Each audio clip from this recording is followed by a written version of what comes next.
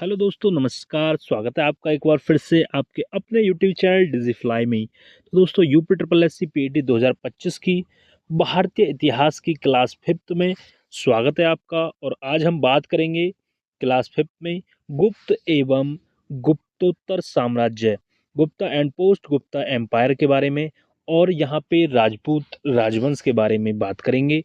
तो दो टॉपिक यहाँ से लिए हैं, और जो पूर्व परीक्षाओं में प्रश्न यहाँ पे बनते हैं उन सभी प्रश्नों को हम यहाँ पे देखेंगे, जो कि यूपी ट्रिपल एस सी आयोग द्वारा पूछे गए प्रश्न हैं।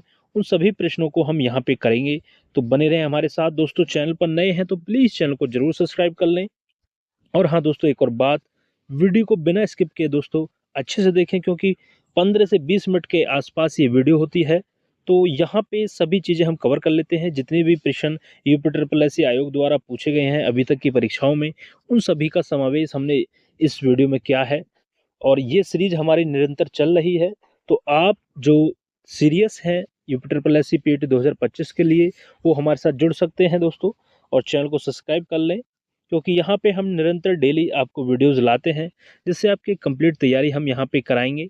और आपकी भी एक बेहतर तैयारी हो जाएगी, और आपको अंदाज़ा लग जाएगा कि किस तरीके के प्रश्न एग्जाम में बनते हैं। तो चलिए बिना देरी किए बढ़ते हैं पहले प्रश्न की तरफ। पहला प्रश्न क्या है, इसमें ये बताइएगा कि निम्नलिखित में से किस शासक के दरबार में बहुत से विद्वानों को नवरत्न के रूप में अलंकृत किया गया था। ये आपसे पूछा है कि वह कौन सा शासक था जिसके दरबार में बहुत से विद्वानों को नवरत्न के रूप में अलंकृत किया गया था। ऑप्शन है आपके सामने चंद्रगुप्त द्वितीय, ऑप्शन बी इनमें से कोई नहीं, ऑप्शन सी है श्रीगुप्त, और ऑप्शन डी है समुद्रगुप्त। देखिए, ये आपका प्रश्न UP triple S C PET 2022 की परीक्षा शिफ्ट सेकंड में पूछा गया प्रश्न है। तो बताइए, वह कौन सा शासक था जिसके दरबार में नवरत्न के रूप में अलंकृत किया गया विद्वानों को। तो ऑप्शन ए यहाँ पे राइट आंसर होगा, वो चंद्रगुप्त द्वितीय था, चंद्रगुप्त सेकंड था वह। तो ऑप्शन ए यहाँ पे राइट आंसर होगा। तो दोस्तों, यहाँ पे जैसा कि हमने थंबनेल में भी पढ़ा कि यहाँ पे हम विस्तृत व्याख्या एवं विश्लेषण सहित प्रश्नों को देखेंगे, क्योंकि दोस्तों जो व्याख्या हम यहाँ पे कराएंगे वहां से प्रश्न दोस्तों बनेंगे। तो इसलिए अच्छे से व्याख्या को देखें। क्या है व्याख्या? जो चंद्रगुप्त द्वितीय था, ये 375 ईस्वी से लेकर 415 ईस्वी तक इसका कार्यकाल रहा। ठीक है, यही प्रश्न यहाँ पे तैयार हो गया कि चंद्रगुप्त द्वितीय का जो कार्यकाल था वो 375 ईस्वी से लेकर 415 ईस्वी था। और ये चंद्रगुप्त द्वितीय के दरबार में बहुत से विद्वानों को नवरत्न के रूप में अलंकृत किया गया था। अब ये नवरत्नों में कौन कौन सम्मिलित है, यहाँ पे बताया गया है। नवरत्नों में सम्मिलित विद्वान धन्वंतरी हुए, आपके क्षणपड़क हुए, अमर सिंह हुए, शंकु हुए, घटकरपर हुए, कालिदास हुए। कालिदास भी नवरत्नों में थे चंद्रगुप्त द्वितीय के दरबार में। वेताल भट्ट हुए, वररुचि हुए, और वराह मिहिर हुए। और उज्जैन में विक्रमादित्य के दरबार में थे। ठीक है, चंद्रगुप्त द्वितीय ने विक्रमादित्य की उपाधि धारण की थी। तो यहाँ पे जो यदि कंफ्यूज नहीं होता है, क्योंकि एक तो है आपका चंद्रगुप्त मौर्य और ये है आपका चंद्रगुप्त द्वितीय। तो जो चंद्रगुप्त द्वितीय है, इसी को दोस्तों विक्रमादित्य की उपाधि, विक्रमादित्य भी इसे बोला जाता है, याद रखेंगे विक्रमादित्य ही इसे बोला जाता है।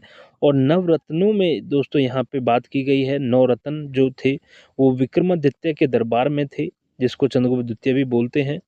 और जितने भी नौ रत्न हैं उसके नाम हमने यहाँ पे देखे, अच्छे से देख लीजिएगा। ठीक है, चलिए आगे बढ़ते हैं अगले प्रश्न की तरफ दोस्तों। इसी तरीके से दोस्तों हम साथ के साथ प्रश्नों के साथ साथ पूरा विश्लेषण व्याख्या सहित करते चलेंगे प्रश्नों की, ताकि आपसे कोई भी प्रश्न छूटे ना, क्योंकि यहीं से प्रश्न बनने के चांस होते हैं अगली परीक्षाओं में।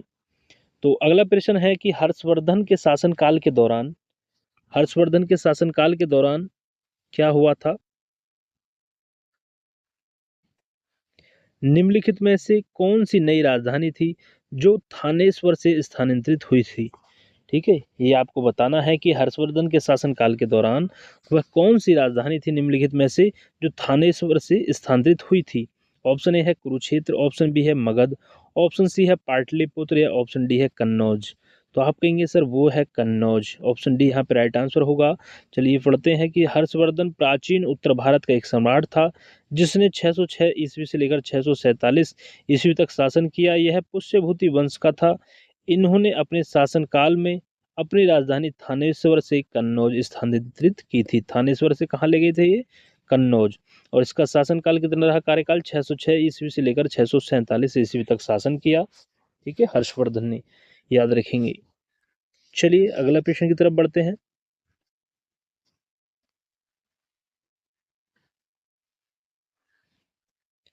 यहाँ पे आपको बताना है कि निम्नलिखित में से किस शासक के दरबारी कवि हरिशेन थे? ये आपको बताना है।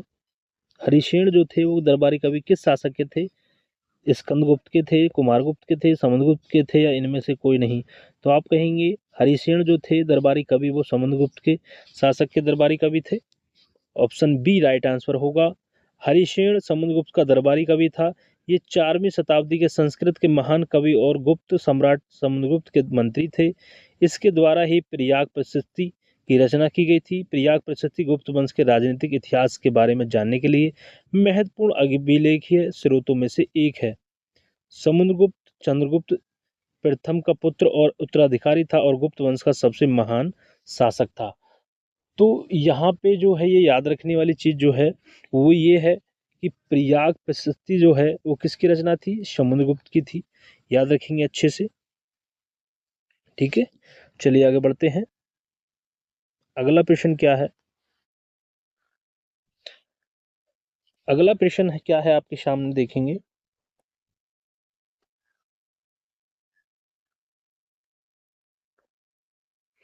भारतीय इतिहास में धनवंतरी कौन थे? ठीक है, भारतीय इतिहास में धनवंतरी कौन थे? ऑप्शन ए है चंद्रगुप्त मौर्य के प्रसिद्ध सेनापति, चंद्रगुप्त विक्रमादित्य की सभा में सुशोभित करने वाले प्रसिद्ध चिकित्सक, हर्ष के समय के एक प्रसिद्ध नाटककार, या इनमें से कोई नहीं? तो हमने अभी ऊपर पढ़ा था, इसमें क्या था? जो धनवंतरी थे वो नवरत्नों में से थे, चंद्रगुप्त द्वितीय जिसको विक्रमादित्य बोलते हैं। तो ऑप्शन बी यहाँ पे राइट आंसर होगा। ठीक है, ऑप्शन बी राइट आंसर होगा। प्रसिद्ध चिकित्सक थे ये। थोड़ी यहाँ पे है, इसको देखिएगा कि भारतीय इतिहास में प्रसिद्ध चिकित्सक धनवंतरी गुप्त वंश के प्रतापी शासक चंद्रगुप्त विक्रमादित्य 375 से लेकर 415 ईस्वी के दरबार में रहते थे। ये शल्य क्रिया के प्रवर्तक एवं प्रसिद्ध आयुर्वेदाचार्य थे। चंद्रगुप्त विक्रमादित्य के दरबार में नवरत्नों में एक धनवंतरी थे एवं अन्य क्षणक पदक, शंकु, बेताल भट्ट, घटकर पर, वरुचि, अमर सिंह, वराहमिहिर और कालिदास थे। ठीक है, याद रखेंगे इनको अच्छे से, क्योंकि यहाँ पे दोस्तों यहाँ से प्रश्न बनते हैं।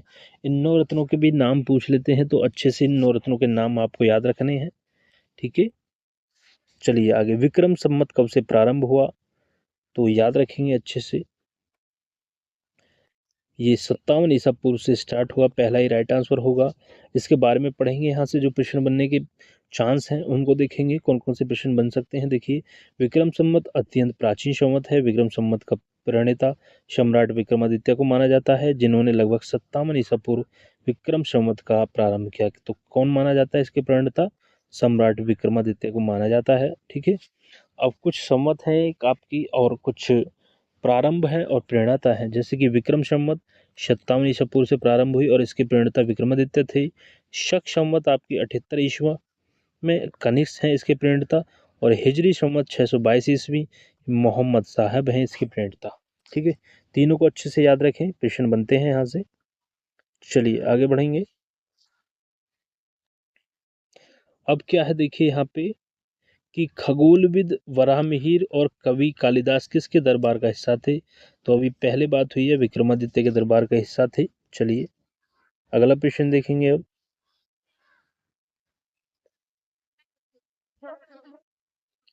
अगला प्रश्न है आपके सामने कि हर्षवर्धन ने पांच पांच इंडीज को अपने नियंत्रण में लिया था, इनमें से कौन सा 5 इंडीज था? तो पंजाब, कन्नौज, बंगाल, बिहार और उड़ीसा। ऑप्शन बी यहाँ पे राइट आंसर होगा, इसको अच्छे से देख लें। चलिए इसकी यहाँ पे जो व्याख्या है इसको देखते हैं कि हर्षवर्धन पुष्यभूति वंश का महान राजा था। इसने 606 ईस्वी से लेकर 647 ईस्वी तक शासन किया। हैंसांग के अनुसार हर्ष ने उत्तर के 5 राज्यों पंजाब, कन्नौज, बंगाल, बिहार और उड़ीसा तक अधिकार किया था। हर्षवर्धन ने कन्नौज को राजधानी बनाया। यह एक अच्छा नाटककार और कवि भी था। इन्होंने नागानंद, रत्नावली और प्रियदर्शिका नामक नाटक की रचना की थी। ये विद्वान संभवतः उज्जैन दरबार को संबोधित करते थे, जो चंद्रगुप्त की द्वितीय राजधानी थी। ठीक है, याद रखेंगे। आगे बढ़ते हैं अगले प्रश्न की तरफ कि वह स्थल जहां हर्षवर्धन ने बौद्ध महासम्मेलन का आयोजन किया था कौन सा है वो? काशी है, अयोध्या है, प्रयाग है या सारनाथ है? आपको बताना है जल्दी से। तो वह स्थल है दोस्तों प्रयाग। प्रयाग वह स्थल है जहां हर्षवर्धन ने बौद्ध महासम्मेलन का आयोजन किया था। कहा जाता है कि वह हर 5वें वर्ष प्रयागराज में महामोक्ष परिषद का आयोजन करता था तथा बाहरी दान करता था। वर्तमान में इस महामोक्ष परिषद को कुंभ के तौर पर देखा जाता है। जो अभी कुंभ का मेला यहाँ पे हुआ था, आपने देखा होगा महाकुंभ। तो ये इसका जो आयोजन है वो किसने शुरू किया था? हर्षवर्धन ने। ठीक है, चलिए आगे बढ़ते हैं।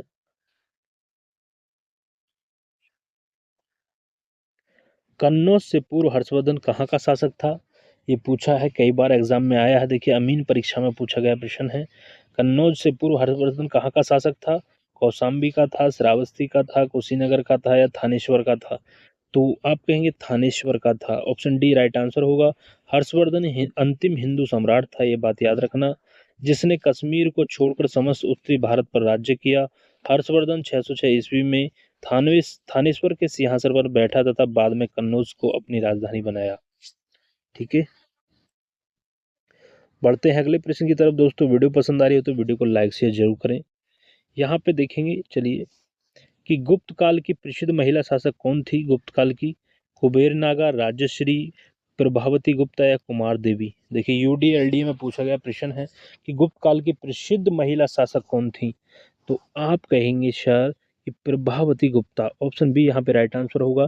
चलिए इसको देख लेते हैं कि गुप्त काल की प्रसिद्ध महिला शासिका प्रभावती गुप्ता थी। प्रभावती गुप्ता गुप्त वंश के शासक चंद्रगुप्त द्वितीय की पुत्री थी। इनका विवाह वाकाटक वंश महाराष्ट्र के शासक रुद्रसेन द्वितीय से हुआ था। इसका प्रमाण प्रभावती गुप्ता के पूर्ण ताम्रपत्र से प्राप्त होता है। उन्होंने अपने पति रुद्रसेन द्वितीय को मृत्युपरांत स्वयं अपने पुत्र प्रवरसेन द्वितीय की सनीक्षा बनकर शासन को संभाला। ठीक है, ये थे गुप्तोत्तर साम्राज्य से प्रश्न। अब देखेंगे राजपूत राजवंश, जो राजपूत डायनेस्टी है उससे जो महत्वपूर्ण प्रश्न है। 3 से 4 प्रश्न है मात्र दोस्तों, इनको जल्दी से देख लेते हैं जो पूछे गए प्रश्न है। चलिए 12वीं शताब्दी के आरंभ में दिल्ली पर किसका शासन था? तोमर वंश का, खिलजी वंश का, सैयद वंश का या तुगलक वंश का? तो आप कहेंगे जो 12वीं शताब्दी में दिल्ली पर जो शासन था वो तोमर वंश का था। ऑप्शन ए यहाँ पे राइट आंसर होगा। क्या है इसके बारे में कि 12वीं शताब्दी के आरंभ में दिल्ली पर तोमर वंश का शासन था। अनंगपाल दिल्ली के तोमर वंश के संस्थापक थे। इस वंश के अंतिम शासक तेजपाल द्वितीय थे। तोमर वंश तंवर तथा या कुंतल उत्तर पश्चिम भारत का एक गोत्र है जो जाट, गुर्जर और राजपूत जातियों में पाया जाता है। ठीक है, चलिए आगे बढ़ते हैं। जयचंद के विश्वासघात के कारण पृथ्वीराज चौहान की पराजय हुई। कालांतर में जयचंद कहाँ और कब मारा गया, ये आपसे पूछा है। तराइन 1192 में, चंदावर 1194 में, कन्नौज 1194 में या उपरोक्त में से कोई नहीं। तो जयचंद के विश्वासघात के कारण पृथ्वीराज चौहान जो है उसकी पराजय हुई थी और कालांतर में जो जयचंद था वो आपका कन्नौज में 1194 ईस्वी में मारा गया। ठीक है, क्या है इसकी व्याख्या देखेंगे कि 1194 ईस्वी में मोहम्मद गौरी कन्नौज के शासक जयचंद पर आक्रमण करने के लिए भारत आया। कन्नौज और इटावा के बीच चंदावर नामक स्थान पर गौरी और जयचंद के बीच युद्ध हुआ। जयचंद युद्ध में पराजित हुआ और मारा गया। कन्नौज के राठौर वंश का शासक जयचंद ने तराइन के द्वितीय युद्ध में पृथ्वीराज चौहान का साथ नहीं दिया क्योंकि उन्होंने उसकी पुत्री का अपहरण किया था। ठीक है, इसलिए साथ नहीं दिया था दोस्तों, एक रीजन भी था।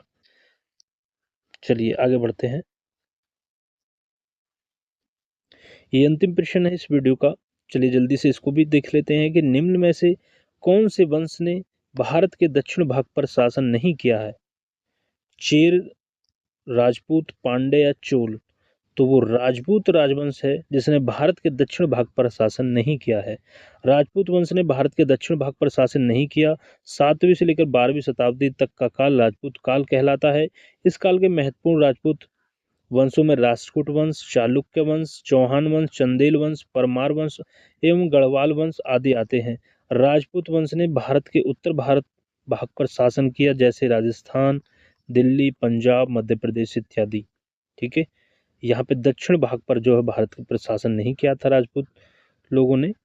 तो दोस्तों ये थे आज की वीडियो में प्रश्न। दोस्तों वीडियो कैसी लगी दोस्तों कमेंट करके जरूर बताएं। वीडियो अच्छी लगी तो वीडियो को लाइक शेयर जरूर करें दोस्तों।